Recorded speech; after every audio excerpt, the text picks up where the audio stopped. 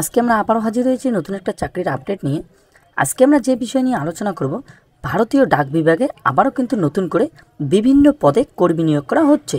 এখানে কিন্তু নিম্নতম অষ্টম শ্রেণী পাশে আপনারা আবেদন করতে পারবেন এবং পুরুষ মহিলা উভয় কিন্তু এখানে আবেদনের যোগ্য। তো যে কোনো জেলা থেকে যদি আপনারা চান অবশ্যই এখানে আবেদন করতে পারেন। তো চলেন আজকে আমরা এই ভিডিওতে বিস্তারিত আলোচনা কিভাবে আপনারা আবেদন করবেন, কি লাস্ট ডেট বলা হয়েছে, সম্পূর্ণ প্রসেস স্টেপ বাই স্টেপ আপনাদের সঙ্গে আলোচনা করব।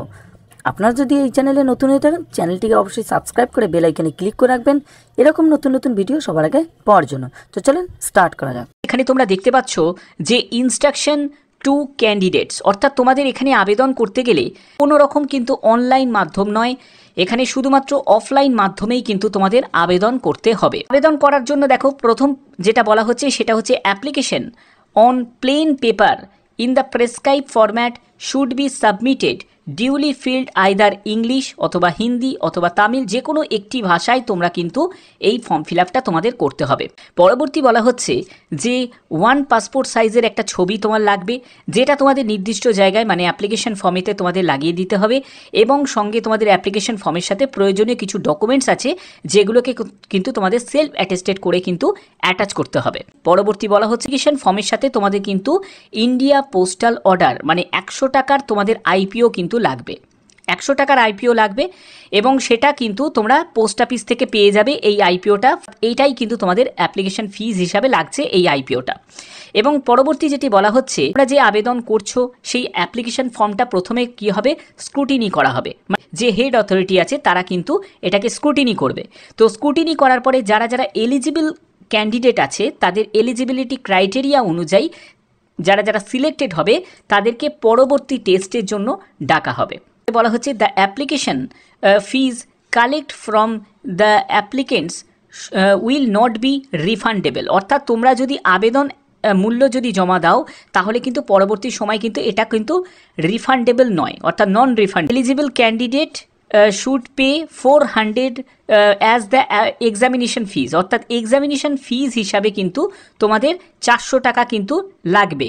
এবং বলছে যে ইন দ্য ফর্ম অফ, সেটাও কিন্তু তোমাদের আইপিওর মাধ্যমে কিন্তু দিতে হবে। আচ্ছা, এটা কিন্তু পরবর্তী সময় কিন্তু লাগবে। এবং দেখো এখানে যেটা বলা হচ্ছে যে যদি the candidates belong to SC ST এবং ফিমেল ক্যান্ডিডেট যদি হও তাহলে কিন্তু তাদের এখানে ছাড় আছে, মানে তাদের কিন্তু কোনো রকম এক্সামিনেশন ফিজও দিতে হবে না বা অ্যাপ্লিকেশন ফিজও কিন্তু দিতে হবে না। পরবর্তী কি আছে, এর পরবর্তী যেটি বলা হচ্ছে the vacancies notified are subject to change issuing authority, মানে যে অথরিটি আছে তারা কিন্তু শুধুমাত্র মডিফাই বা ক্যান্সেল নোটিফিকেশন বা without assigning any reason thereto, অর্থাৎ তোমাদের এই যে ভ্যাকেন্সি সেটা কিন্তু ইনক্রিজ বা ডিক্রিজ হতে পারে, সেটা কিন্তু সম্পূর্ণ যে অথরিটি আছে সেই অথরিটির কিন্তু এটা পারমিশন আছে, যেটা সব নোটিফিকেশানেই কিন্তু এটা মেনশন করা থাকে। তো এবার দেখো তোমাদের বেতন কত টাকা থাকবে, তোমাদের 19,900 টাকা থেকে 63,200 টাকার মধ্যে তোমাদের বেতন থাকবে, যেটা লেভেল 2 অনুযায়ী পাবে এবং সপ্তম পে কমিশন হারে এবং অ্যাডমিসেবল অ্যালাউন্স কিন্তু সঙ্গে যুক্ত হবে। এখানে তোমাদের last date of receive application, অর্থাৎ আবেদন মূল্য জমা দেওয়ার বা অ্যাপ্লিকেশন তোমাদের জমা দেওয়ার যে লাস্ট ডেট সেটা হচ্ছে 30শে আগস্ট 2024। বছর ট্রেনিং চলবে, তারপরে কিন্তু তোমাদের পার্মানেন্ট কিন্তু তোমাদের এই নিয়োগটি করা হবে। তো এখানে দেখো যে তোমাদের একটি অ্যাপ্লিকেশন ফর্ম তোমরা দেখতে পাচ্ছ, এই অ্যাপ্লিকেশন ফর্মটা তোমরা কিভাবে ফিল আপ করবে সেটা আমি তোমাদের দেখাচ্ছি।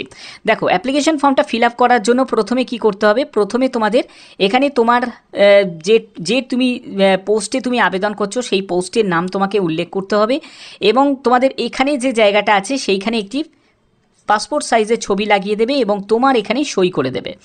এরপরে কি করতে হবে, এখানে তোমার নাম, এখানে তোমরা ক্যাপিটালে তুমি তোমার নামটা লিখে দেবে। এরপরে তুমি কোন ক্যাটাগরি থেকে বিলং করছো, যদি ইউআর ক্যাটাগরিতে বিলং করো তাহলে ইউআরে টিক দেবে, এসসি এসটি ওবিসি ইডাব্লিউএস যে ক্যাটাগরি থেকে বিলং করছো সেই ক্যাটাগরিতে তোমাকে টিক দিতে হবে। এরপরে হচ্ছে ডিটেলস অ্যাপ্লিকেশন ফিজ, এখানে দেখো তোমাদের পেমেন্ট ডিটেলস, সেটা কিন্তু তোমাদের আইপিও যেহেতু দিতে হবে তো ইন্ডিয়ান পোস্টাল অর্ডারের ডিটেলসটা এখানে কিন্তু মেনশন করবে। তাহলে এসসি এসটি ওম্যান যদি ক্যান্ডিডেট হও তাহলে সেটাকে তোমাকে এখানে মেনশন করতে হবে, কারণ এসসি এসটি এবং ওম্যান ক্যান্ডিডেটদের কোনো রকম আবেদন মূল্য লাগছে না। এর পরবর্তী হচ্ছে ফাদার নেম তোমাকে এখানে মেনশন করতে হবে। এখানে তোমার অ্যাড্রেস, কমিউনিকেশন অ্যাড্রেস সম্পূর্ণ যা তোমার আধার কার্ডে আছে সেই আধার কার্ড অনুযায়ী কিন্তু সম্পূর্ণ ডিটেলসটা এখানে দেবে। অবশ্যই তোমাদের এখানে মেল আইডি একটা দিয়ে দিতে হবে। রিলিজিয়ান কোন রিলিজিয়ান এবং কোন মানে তোমার ন্যাশনালিটি ইন্ডিয়ান সেটা কিন্তু এখানে মেনশন করে দেবে। এরপরে হচ্ছে তোমাকে ডেট অফ বার্থ দিতে হবে। ডেট অফ বার্থ তোমার যা আছে সেই ডেট অফ বার্থটা তোমাকে এখানে মেনশন করতে হবে। এরপরে বলছে 1/7/2024 হিসাবে 1 জুলাই 2024 হিসাবে তোমাদের বছর, মাস এবং দিনে কত হচ্ছে সেটা তোমাকে এখানে দিতে হবে। ডিটেলস এডুকেশন কোয়ালিফিকেশন, এখানে যোগ্যতা যেটি প্রয়োজন মানে শিক্ষাগত যোগ্যতা সেটা হচ্ছে 8ম শ্রেণী পাস। তুমি 8 পাস যোগ্যতা, তোমার যাবতীয় ডিটেলসটা তুমি এখানে দেবে। যদি তোমার 10th পাস যোগ্যতা থাকে তাহলে তুমি সেটা কিন্তু এখানে মেনশন করতে পারো। এর পরবর্তী কি লাগছে, এর পরবর্তী যদি তোমার আইটিআই কোনো যোগ্যতা করা থাকে তাহলে সেটা কিন্তু তোমাকে এখানে টেকনিক্যাল এডুকেশন হিসাবে তোমাকে মেনশন করতে হবে। এরপরে হচ্ছে যদি তোমার কোনো টেকনিক্যাল কোনো এক্সপিরিয়েন্স থাকে সেটা তুমি এখানে মেনশন করবে, যদি না থাকে তাহলে তোমাকে এখানে মেনশন করতে হবে না। এর পরবর্তী হচ্ছে ডিটেলস ড্রাইভিং লাইসেন্স, যদি তোমাদের এমভি মেকানিক পদের জন্য আবেদন করো, অর্থাৎ যদি তুমি ড্রাইভারের জন্য আবেদন করো তাহলে কিন্তু এর ডিটেলসটা তোমাকে দিতে হবে, অর্থাৎ এলএমবি এইচএমবি যে লাইসেন্স ভ্যালিডিটি ইস্যুইং ডেট সেগুলো কিন্তু মেনশন করতে হবে। যদি ড্রাইভার পদের জন্য না করো তাহলে কিন্তু এটা লাগবে না। এখানে ডেটটা দিতে হবে, যে ডেটে তুমি অ্যাপ্লিকেশন ফর্মটা তোমরা পাঠাচ্ছ। তোমরা কিন্তু বাই পোস্টে কিন্তু পাঠাতে পারবে এবং তোমরা রেজিস্টার্ড পোস্টেও পাঠাতে পারো অথবা তোমরা স্পিড পোস্টেও কিন্তু পাঠাতে পারো, যে কোনো একটি মাধ্যমে তোমরা কিন্তু পাঠাতে পারো। এর পরবর্তী দেখতে পাচ্ছ যারা এসসি এসটি আছো, যেহেতু এটা একটা সেন্ট্রাল গভর্নমেন্টের জব, তো সেন্ট্রাল গভর্নমেন্টের জবের ক্ষেত্রে কিন্তু তোমাদের সেন্ট্রাল সার্টিফিকেট কিন্তু প্রয়োজন। তো এই সেন্ট্রাল সার্টিফিকেটটা কিন্তু তোমাদের প্রয়োজন হবে যখন তোমাদের ডিভি হবে, ডকুমেন্ট ভেরিফিকেশন হবে, তখন কিন্তু যারা এসসি এসটি থেকে আছো তাদের কিন্তু এই সেন্ট্রাল সার্টিফিকেটের ফরম্যাটটা তাদের যে কম্পিটেন্ট যে অথরিটি আছে সেই অথরিটিকে দিয়ে কিন্তু স্ট্যাম্প মারিয়ে নিতে হবে। এবার দেখো যে তোমাদের এলিজিবিলিটি ক্রাইটেরিয়াটা কি প্রয়োজন। এখানে দেখো তোমাদের এলিজিবিলিটি ক্রাইটেরিয়ার মধ্যে প্রথমত যেটি আছে সেটা হচ্ছে 18 থেকে 30 বছরের মধ্যে তোমার বয়স হতে হবে 1/7/2024 হিসাবে। তুমি যদি ইউআর ক্যান্ডিডেট হও আর ইডাব্লিউএস ক্যান্ডিডেট হও তাহলে তোমাদের জন্য এই বয়সটা থাকবে। তুমি যদি এসসি এসটি থেকে হয়ে থাকো তাহলে তোমার বয়স যদি 18 থেকে 35 বছরের মধ্যে হয়ে থাকে আবেদন করতে পারবে। তুমি যদি ওবিসি ক্যান্ডিডেট হয়ে থাকো, তোমার বয়স যদি 18 থেকে 33 বছরের মধ্যে হয়ে থাকে তাহলে তোমরা এখানে আবেদন করতে পারবে। তো এরকম অনুযায়ী কিন্তু তোমাদের এজ রিল্যাক্সেশন দেওয়া আছে। এখানে দেখো তোমাদের এডুকেশন কোয়ালিফিকেশন কি প্রয়োজন। যারা আবেদন করবে তাদের জন্য বলা হচ্ছে গভর্নমেন্ট থেকে কিন্তু তোমাদের আইটিআই কিন্তু এখানে যোগ্যতা মানে টেকনিক্যাল ইনস্টিটিউটের অর্থাৎ আইটিআই যোগ্যতা এখানে প্রয়োজন, অথবা তোমাদের যদি এই স্ট্যান্ডার্ড যদি পাস করা থাকেও এবং সঙ্গে যদি তোমার 1 বছরের যদি সেই ব্যাপারে যদি এক্সপিরিয়েন্স থাকে তাহলেও কিন্তু তোমরা এখানে আবেদন করতে পারো। এরপরে হচ্ছে যারা আবেদন করবে ড্রাইভার পদের জন্য মানে এমভি মেকানিক ড্রাইভারের জন্য আবেদন করবে তাদের জন্য এখানে এইচএমবি মানে হেভি মোটর ভেহিকেলস ড্রাইভিং লাইসেন্সে কিন্তু তোমাদের সার্টিফিকেট কিন্তু তোমাদের ইস্যু করানো থাকতে হবে। এখানে তোমাদের সিলেকশন প্রসেসটা কি থাকবে, মেথড অফ সিলেকশন সেটা হচ্ছে প্রথমে তোমাদের যেটা হবে সেটা হচ্ছে কম্পিটিটিভ ট্রেড টেস্ট, অর্থাৎ প্রথমে তোমাদের একটা ট্রেড টেস্ট করা হবে, প্রথমে ফর্ম তোমাদের স্ক্রুটিনি করা হবে, ঠিক আছে, অর্থাৎ যারা মানে ভুলভাল ফর্ম ফিল আপ করবে তাদের প্রথমেই বাতিল করে দেওয়া হবে। তারপরে হচ্ছে তোমাদের যে কম্পিটিটিভ একটা ট্রেড টেস্টের জন্য ডাকা হবে, সেই ট্রেড টেস্টে কি সিলেবাস থাকবে সেটা কিন্তু পরবর্তী সময় তোমরা কিন্তু জানতে পারবে। এখানে দেখো তোমাদের টোটাল যে শূন্যপদ যেগুলো দেয়া আছে এখানে মেকানিক, এমভি মেকানিক, ইলেকট্রিশিয়ান, তারপরে হচ্ছে টায়ারম্যান আছে, তারপরে হচ্ছে ব্ল্যাকস্মিথ আছে, কার্পেন্টার আছে, বিভিন্ন পোস্ট আছে এবং তার জন্য শূন্যপদ কিন্তু এখানে ডিটেলস তোমাদের দেয়া আছে।